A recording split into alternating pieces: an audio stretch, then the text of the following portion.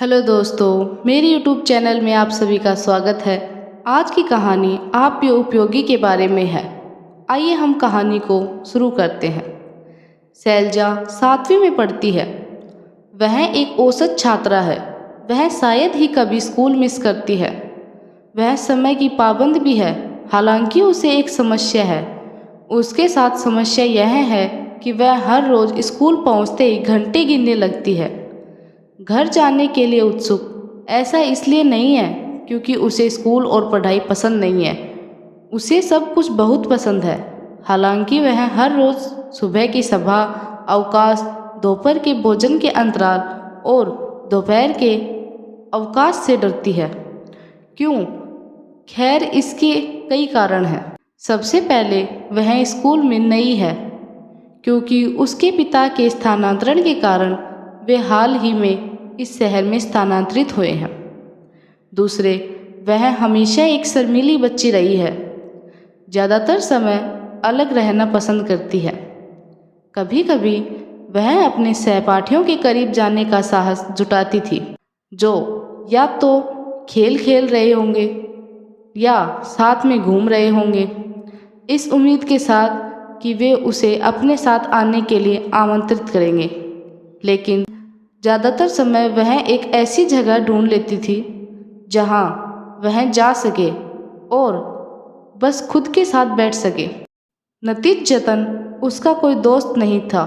तीसरा, वह अपनी कमज़ोर दृष्टि के कारण पहनने जाने वाले चश्मे के बारे में बहुत सोचती रहती थी। वह अपने पूरे चेहरे पर होने वाले मुहासों के बारे में भी सोचती रहती है। ये कारण शैलजा के उद्देश्य को इस अर्थ में मदद नहीं करते कि अन्य छात्र उसके साथ दोस्ती करने के लिए उत्सुक नहीं है। हर रोज अवकाश की घंटी बजने पर वह बुरी तरह उदास हो जाती। उसके लिए अवकाश का मतलब अगले 15 मिनट बिताने की कोशिश करना है, ताकि पूरी तरह से हारे हुए व्यक्ति की तरह न दिखे, क्योंकि उसके पास घूमने के लिए कोई दोस्त नहीं है। उसे अस्वीकृति के अपने डर का सामना करना कठिन लगता था। उसका आत्मसम्मान बहुत कम है। वह अक्सर सोचती है कि मैं मजाकिया दिखती हूँ, मैं शर्मीली और आरक्षित हूँ, मुझे अन्य छात्रों से संपर्क करने में कोई विश्वास नहीं।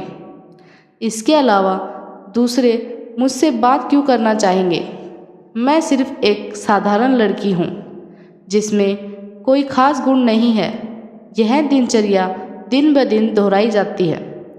सुबह के अवकाश के लिए, दोपहर के भोजन के लिए, जो कि एक लंबा ब्रेक होने के कारण और भी बुरा है, और दोपहर के अवकाश के लिए वह अंतिम अवधि के बाद अंतिम घंटी के लिए घंटों और मिनटों को गिनती रहती है।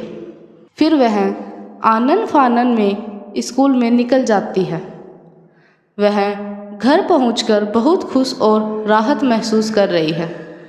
उसके माता पिता को इस बात की कोई जानकारी नहीं है कि वह स्कूल में कैसा महसूस करती है।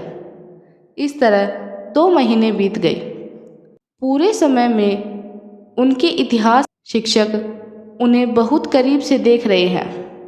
एक दिन लंच इंटरवल के दौरान वह उसे बुलाती है और कहती है, प्रिय, मुझे पता है कि तुम आत्मसम्मान से कम हो। तुम्हें लगता है कि तुम किसी काम के नहीं हो। तुम्हें लगता है कि तुम सुंदर नहीं हो। तुम्हें लगता है कि तुम्हारे पास कोई खास गुण नहीं है। यही वजह है कि कोई आपसे दोस्ती नहीं करना चाहता है। बहरहाल मामला यही नहीं। जरा सोचिए, अगर आपकी कोई कीमत नहीं होती तो भगवान आपको धरती पर न भेजते।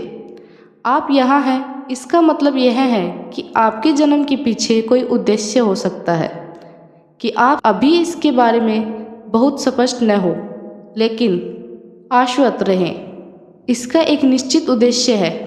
एक दिन आप सीखेंगे कि यह क्या है, तो खुश हो जाओ। अपने बारे में अच्छा महसूस करो।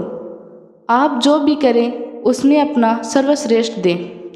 साथ ही अपनी गलतियों को पहचानना सीखें और खुद को सुधारने की कोशिश करें। यह आपको मजबूत बनाने में मदद करेगा। शैलजा समझ गई कि उसके शिक्षक का क्या मतलब है। उस दिन के बाद से उसने अपनी कमियों या कमजोरियों को दूर करने का निरंतर प्रयास किया है। आज वह उच्च आत्मसम्मान वाली एक बदली हुई व्यक्ति है और वह इसके लिए अपने इतिहास के शिक्षक का एहसानमंद है। इस कहानी से हमें शिक्षा मिलती है कि आपकी सहमति के बिना कोई भी आपको हीन महसूस नहीं करा सकता। थैंक यू दोस्तों। अगर आपको ये कहानी पसंद आई हो तो प्लीज़ वीडियो को लाइक एंड शेयर कीजिए और मेरे चैनल को सब्सक्राइब कीजिए।